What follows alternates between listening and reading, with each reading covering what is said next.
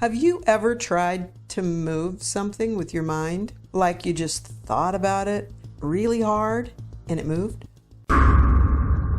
Welcome to Truly Terrified, Paranormal versus Physics, where we talk about some really weird stuff and Joe the scientist explains how it's not possible, or maybe it is. I'm Lynn and... I'm Joe.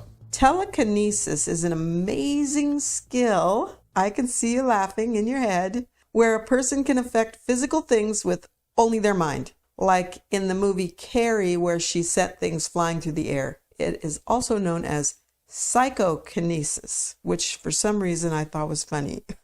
Psycho, yeah, being the operant word. So when one of my brothers was 13 or 14 years old, he would put his change, out of his pocket on top of a clock radio because, clock radios were a thing back then. Nobody uses them anymore.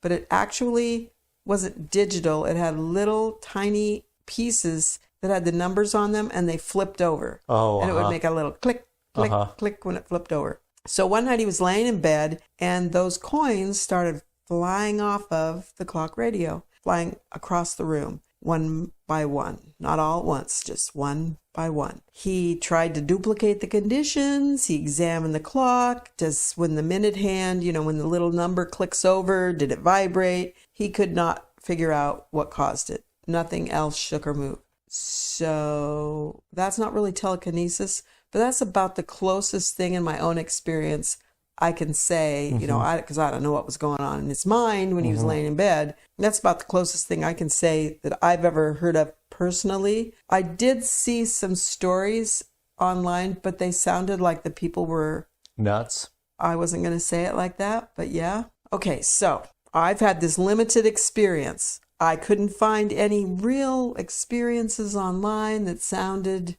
legit, You mean you couldn't find anybody saying, oh, I accidentally moved something with my mind. But there's plenty of cases, like examples online of people like, quote unquote, training their ability to move things. I saw lots of cases where people said they had trained themselves to move things, or other cases where people said they were just sitting there blankly staring at something and all of a sudden it moved. Oh, okay. So, but none of it really sounded legitimate to me. So people have talked about telekinesis for a really long time. There was a panel commissioned in 1988 by the United States National Research Council to study telekinesis.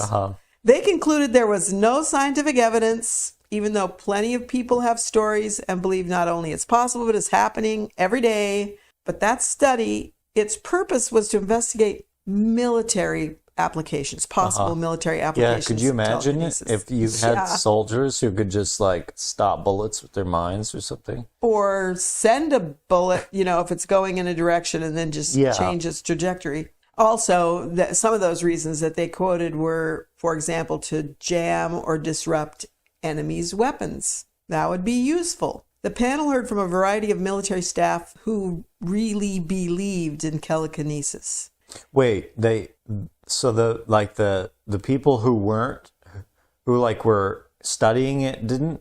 Well, I don't know, but they were commissioned through the United States National Research Council, so maybe they were just chosen at random, or I don't really know. I don't know anything about the panel that did it, but the people who came forward to talk to them about it, they really believed it. Okay. And so those people that really believed in it made visits to the laboratory and two other laboratories, so the Pear Laboratory and two other laboratories, and they claimed they had positive results from micro telekinesis experiments. So those are very small movements. They were able to that's like make very somebody small movements. Staring at a isolated chamber and producing a minute movement, tiny, like moving a feather a millimeter. Right. The panel criticized those experiments. They said they were too broad, they were open to deception by fakes, and that virtually all microtelekinesis experiments, quote, depart from good scientific practice in a variety of ways. So they debunked it. They just said, no way. One scientist went so far as to say that if it were real, all research in medicine and other sciences would become illusionary. Why? If the existence of telekinesis had to be taken seriously, no experience could be relied upon to furnish objective results, since all measurements would become falsified to a greater or lesser degree according to the telekinetic ability by the experimenter's wishes. I should say that's actually always true. So, like, if a passing gravitational wave goes through your apparatus, which it is all the time, or a stray neutrino hits an atom in your apparatus, it's going to interfere with it. So what you do in science is do statistical measurements of lots of different experiments. That's one isolated case is never going to tell you the whole story. And that's why you also generalize it with models. So like a model of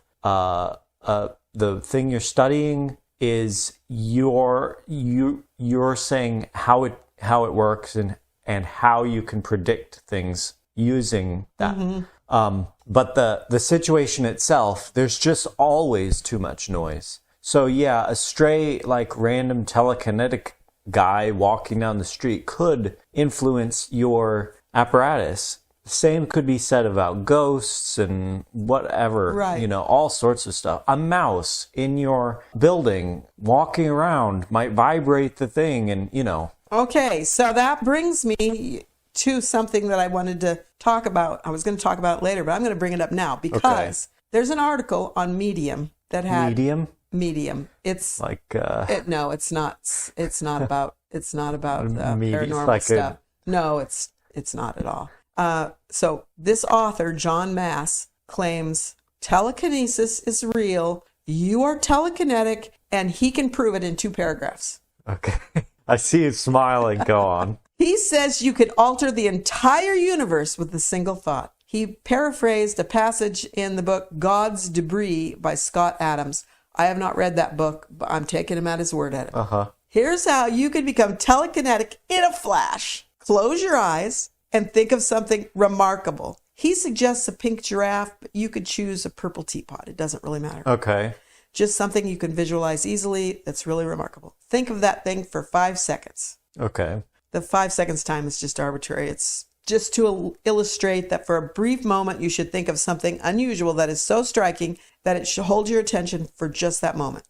He says that if you did that, you've just performed an act of telekinesis. And this is why he says that. He says you first have to ask yourself, what is a thought?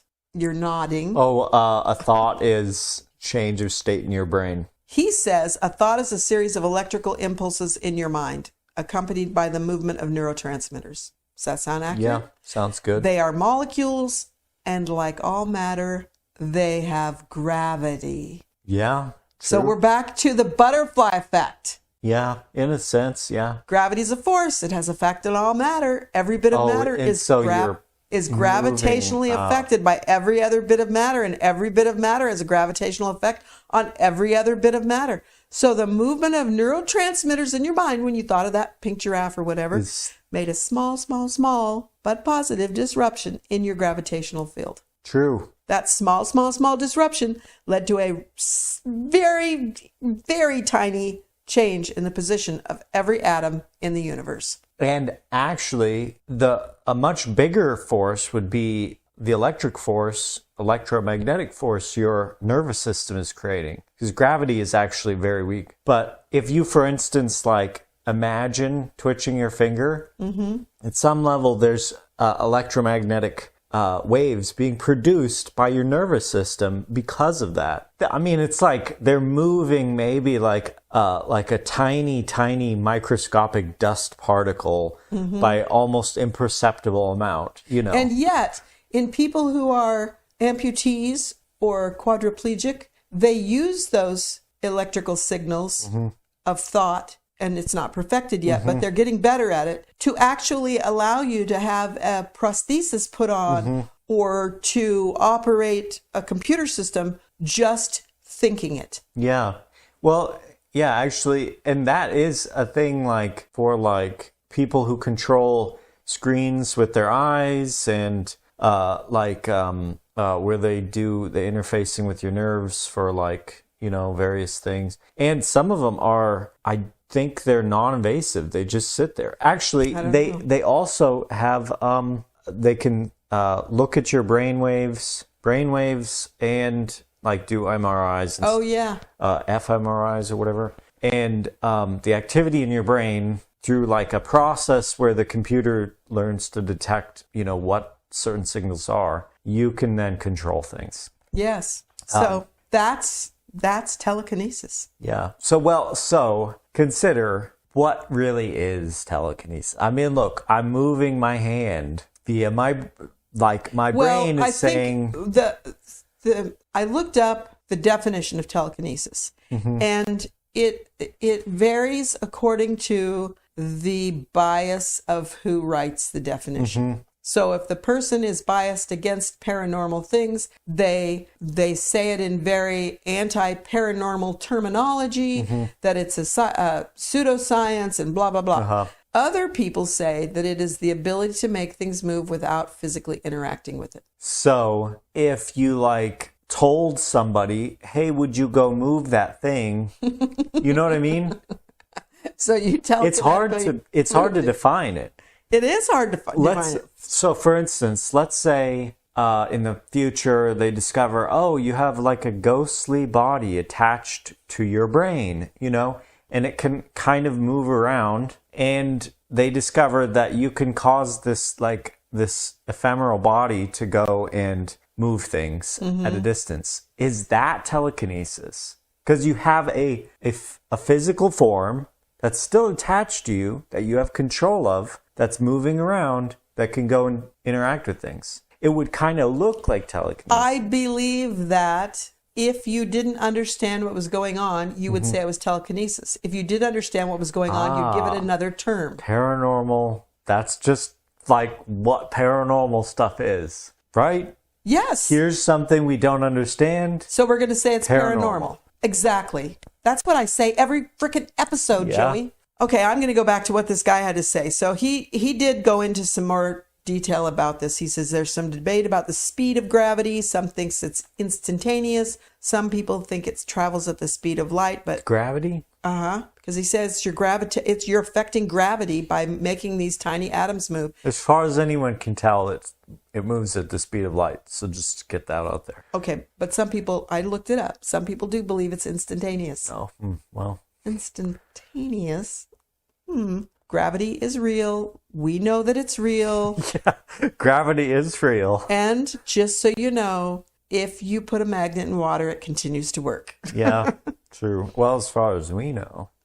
Each piece of matter affects every other piece of matter. We can agree on that, correct? So gravity's real, it moves at the speed of light, and every bit of matter that exists affects other pieces of matter, which is why the butterfly effect is so intriguing, because you could have something move far, far away and it will make an effect somewhere else. So that small movement due to your thoughts, that tiny, tiny change in your gravitational field led to a tiny, tiny small change in the position of every other atom in the universe. And he goes on to say that a small gravitational effect of thinking of a giraffe would be negated by something bigger like Jupiter, for instance. The gravitational ripple caused by your thoughts would also be negated by a cat walking by, or the chair beneath your feet, or I don't know why a chair would be beneath your feet, but that's what he said. That is kind of strange. That is odd. I wonder about this man. Well, I guess he had his feet up when he was writing it. Maybe so. Okay. Well, he had his feet on a chair and the chair wasn't moving. But the universe is different in very small, but not zero way. Okay, think of two different identical universes. One in which you thought of a pink giraffe, and one in which you thought of something else. Just a brief difference for 5 seconds, and in those thoughts, it will bring a difference to those two universes. The difference might be incomprehensibly small, but it's not zero. Imagine that small difference with 1 billion years to split apart. Those two universes could be very, very different after that. So in that case, he has proven his point. Telekinesis under those circumstances is absolutely real. But I don't think that's what people mean when they talk about telekinesis. So I found another article that talked about how you can train yourself to do telekinesis. Yeah, And I just think that it would be interesting maybe to do it. And it has value for the meditation value, if nothing else. So even if there isn't any scientific or historical evidence proving telekinesis is possible, like telekinesis that most people think about, not the kind where you're moving tiny, tiny, tiny, tiny atoms and making an effect that's going to be seen 1,000 years from now. It can still be fun to train and test it out. So the very first thing they recommend you have to do, very first thing, is to believe it will work. Yeah. I believe in the miracles. You can't expect to achieve the miracles if you approach it with a closed, skeptical mind. So that completely eliminates anybody who would be. So if you think I'm going to do this and I'm going to find out how it works, and then you're eliminated. You're eliminated do it in the first place. You've got to believe that it's going to happen. If you tell yourself that nothing will happen, even on a subconscious level, you'll prove yourself correct. So we're already into woo territory. Your starting point then should be to convince yourself that it's possible to move objects with your mind. So you practice visualizing an object. Let's say you're going to visualize what? This remote control. And so you would visualize what it looks like. And you don't touch it. You just look at it and you just think about it. And you think about how it feels, how heavy it feels, what the texture of it is, all of those different things. Some people might call this meditation, because it would be kind of a meditation, because all you're thinking about is that. You're not thinking about anything else. So your mind, you kind of eliminate other thoughts then. So you've already determined that this is real, and now you're just really focusing on this. Your purpose of this exercise is to explore the physical property of things. So you don't only do it on one thing, you do it on multiple things in your mind. You keep practicing that until you're familiar with every aspect of the item. Choose something small and lightweight. That seems to be easier to practice with. And imagine that there's an invisible connection between you and the object. Practitioners of telekinesis believe you're becoming one with the object. There is an element here of self-hypnosis. Keep that in mind. If you're hypnotizing yourself and you have already made yourself believe that something is going to happen, you could very well believe that something happens. Yeah, just have convinced yourself. Right. Whatever is happening, you want to go into, surround, and experience that object. So you just want to try and understand that object from every way you can possibly understand it. Then, and this is not, you can't do this in one sitting. You have to do it over a period of time, I think. Because, first of all, I would fall asleep. I would fall asleep immediately. It's just not work. This is why I did not try this, because I would just fall asleep. So you should decide how best to move the thing. So, like, spin it. Oh, it doesn't spin very well. Push it. I would say rock it. Rocking it is probably the best because it's got that curved back. They even suggested crushing something. That does not seem like that doesn't sound like it'd be easy. Even an eggshell is hard to crush. I think like a feather balanced on the tip of a needle with like no other influences, and all you have to do. It would have to be in a glass box with an airless glass box. All. It would have to be in an airless glass box. Or how about this? This would even be better. A post that comes to a point and then a long lever. So it's balanced perfectly on that. And then all you have to do is apply any force and then it will start moving. Well, again, it would have to be in an airless environment because just your breathing might change. And yeah, I know, like I've looked into this a lot in the past, and like I know how this story ends. The little devices people make for telekinetic practice, whatever, it's generally their hands heating up the air around the thing, and it causes it to move, or there's static electricity. You know, it is some other normal physical interaction. I saw some advice on how to do it, And one of them was so idiotic, I can't even believe that anybody would fall for it. They said to take a piece of yarn or string or a chain necklace and put something like your wedding ring on the end of it, and then hold it up and focus on it. And if it starts moving, that's telekinesis. No, it's not. It's not.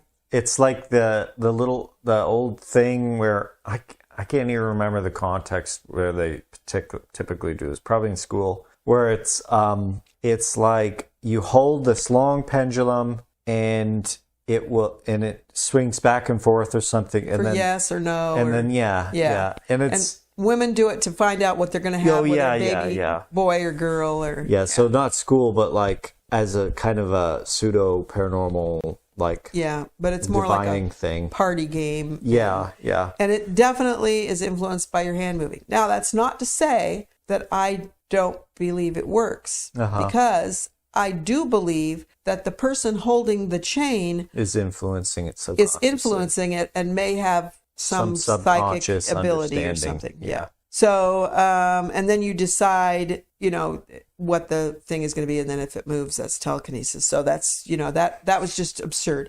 But in this one, this guy telling how to practice so that you can become telekinetic. See, he says that you've explored this object, you've looked at it, you felt it in your mind, you really are very familiar with it, you become one with the object, you determined the easiest way to move it. In our case, this TV remote is to rock it because it has a curved back. So you keep practicing and thinking about it, and then you just start looking at it and imagining in your mind's eye that it makes that movement. And it probably won't happen at first, but you have to keep doing it. And the meditation that you did earlier will keep your mind from wandering so that you can be very focused about this. He said that it takes a long time to get a reaction, so it probably won't happen the first time you do it. It probably won't happen at all. Probably not. I mean, we could try it, but we could try this, like, do the thing video, and then, but how we do it is we have like a fishing line, go around it, and then at the pivotal moment, someone else off screen pulls the fishing line. Yes. Makes it, and then you freak out. Oh, we did it. Yeah, we should do that. But see, if I did it, the difference would be the fishing line would just be plainly obvious, and the person, you could see them pull it from off screen. Oh my goodness. Okay, so there was this guy named Uri Geller, and he was a magician, and he would bend spoons. There was another guy, Kreskin, I think his name was. These are people that were around when I was a kid, so I don't. I remember the spoon bending. The amazing Kreskin, that sticks in my brain for some reason. So that they'd rub the spoon, and I don't know how they did it, but it was a magic trick, and they admitted it. I think one of the things was it was been proven, like if you use what is it? It's a gallium. Oh yeah, gallium. And it would just become a limp noodle and fall off your hand. Well, so if you rub it, I guess maybe certain alloys, you rub it and you heat it up slightly. Yeah. And then it droops. Yeah. And some of them do like the demonstrations of it happening, it just breaks off. Do you remember the time I dropped David's gallium on the floor? Oh God, I felt so horrible. Oh jeez. It just shattered into a million drops. Yeah, it was horrible. Okay, so the guy that talked about telekinesis and gravity and atoms and tiny infinitesimally small movements of the universe, he said, he warned you that you would probably never be able to lift a robot like Luke Skywalker. Apparently that was a thing. I don't remember that movie. I watched it, but I don't remember. Imagine you can't stop bullets with that method. No, you won't be able to bend a spoon like Uri Geller, but your reach is much further than both because you can reach the furthest parts of the universe. That is a good point.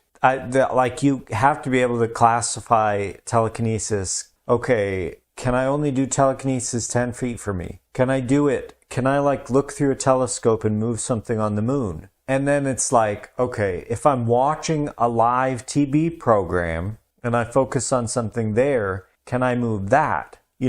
Or if I'm just imagining something that is happening somewhere and imagining some object there, can I move that? Those are each distinct. would have completely different mechanisms for how that happens, Like, for instance, if you could move something by looking at a live TV broadcast, then that's probably like, oh, you're living in a different kind of reality than you think, Because the information coming from a TV broadcast is one way. It's not like you can just project your brain out in a physical process of some physics we don't understand is going to find the object and move it, Like the difference between physicalism, idealism. In idealism, that's completely possible. Those are just ideas, like the object there, you looking at it. Obviously, that would be possible. The mechanism makes perfect sense. But in a purely physical universe, how on earth would that work, Okay, you're giving me such good segues. Yeah. Physicist John Taylor,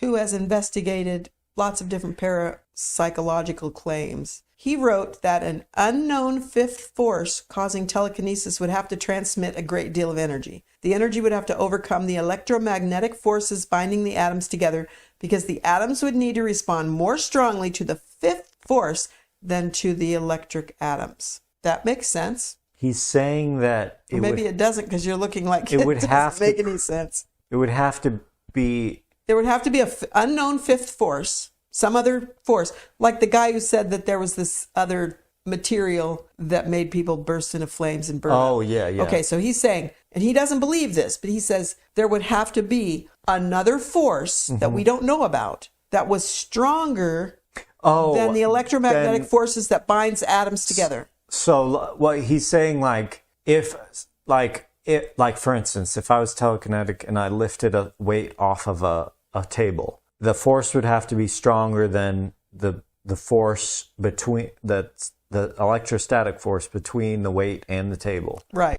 And gravity. So all of the weight of the thing, Right. He says such an additional force between atoms should therefore exist all the time and not only during the alleged paranormal occurrences. He continued to say there is no scientific trace of such a force in physics down to many orders of magnitude. Thus, if a scientific viewpoint is to be preserved, the idea of any fifth force must be discarded. He concluded that there's no possible physical mechanism for telekinesis, and it is in complete contradiction to established science. Well, so I would have to. I think the problem with telekinesis is like a lot bigger than that. That's like a simple, like saying, where would I get the energy to transmit the information if I was clairvoyant? It's not typically the way I would approach it. Rather, if a physical process in your brain is taking place to move something over there,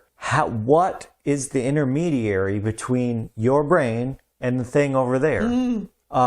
Maybe there is a fifth and a sixth and a seventh and a whatever forces that we can't see. Maybe. Like, for instance, dark energy is producing a force or a pseudo-force, whatever you want to call it, between everything all the time. And we didn't know about it 100 years ago. But that said, the issue really isn't like something that low level. It's like, okay, imagine this. There's a parallel dimension, and when I want to move something with my mind, I'm like telling a little demon that lives in the dimension to crawl over and pick it up. There's no extra forces involved with that, Like the demon is a physical thing. It's just in a parallel universe and it's picking up the thing. It's just regular electrostatic forces and whatever moving the thing. But it's rather like, how did I get the impulse from my brain to that particular... Right. You could imagine a telekinesis was like this. When I do telekinesis, everything pushes away from me, just indiscriminately. It's a force that pushes everything away from me. Like gravity, just from every part of my brain, it pushes everything else away, just uniformly. It would make perfect sense. And that would make perfect sense why you would want to use, like, you'd have a force, an extra force, it's the brain force, whatever. And it's no question what it's affecting. It's just coming out of every neuron in your brain. If it was like, I'm the same thing, but it's like at a distance, how does it get to that point in the distance you know? Mm-hmm. I understand what you're saying, but here's another thought that came to me while you were talking. So if it is true, and it is, that just by virtue of thinking, you're causing minute changes in atoms, and that doesn't just stop. It's not like there's a wall there around you that just stops that and continues on. So it's constantly changing and evolving in the universe. What if there are some people who can do that, who can project that energy in one particular place? What if? True. I mean, what if anything? But we already know that power exists. We just don't know how. So you could. It brings up a good point. Like the thing with you thinking a pink elephant and it influences stuff. It was a pink giraffe. Pink giraffe, whatever. It's that, and it's like the butterfly effect. The butterfly effect happens. You just can't control it to produce specific, recognizable, meaningful results. So like, I can't say, okay, here's the butterfly, I'm letting it go. That's going to kill people in Florida or whatever, wherever the tornado was. It's completely unpredictable. So like me thinking of the pink giraffe, and then in 1,000 years, the situation is totally different than if I hadn't, which is essentially probably true. But I can't choose which outcome. I know that. But what if there are some people who can? Yeah, and so again, it's like, then you come back to the mechanism. What model can you use to describe how that happens from a descriptive standpoint? So like, for instance, if I pick something up with my hand, I can describe the whole process. Like, there's this complex computer-like process in my brain, and then there's electrochemical signals that travel down my nerves to my hands, and my hands squeeze, just like chemical changes in chemical potential energy in my muscles, and then it produces mainly electromagnetic force squeezing the thing, and then I move my, it's like I can describe that whole thing from a more fundamental level. And if you don't want to like resort to a strange model of reality like idealism, which is where there's no physical world, it's all mental. How do you then, what's happening to make that happen? I don't know. And that's really important to know. I don't know. But then I think that 200 years ago, people didn't know what germs were, so I don't know. True. So it's like in the parallel world where my little telekinesis demon is running around. We didn't know about those little demons now. All right.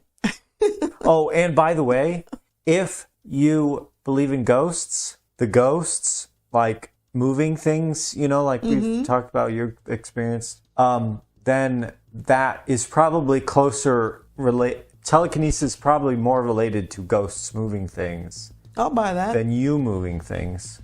Well, I'm not telekinetic, but somehow something inside me at various points in my life felt like if I just somehow gathered up my thoughts or gathered up my energy, that I could cause something to change. And I did not. I did not do that. It didn't work. But apparently we should be careful with our telekinetic thoughts because the whole universe may be listening. Our contact information is in the show notes. You can email us, text us, or even call and leave a 3-minute voicemail. And as always, if you have a story you want to tell, send it to us. Please share, subscribe, and leave a review wherever you get your podcasts. Thanks for listening, and never be so terrified you can't run.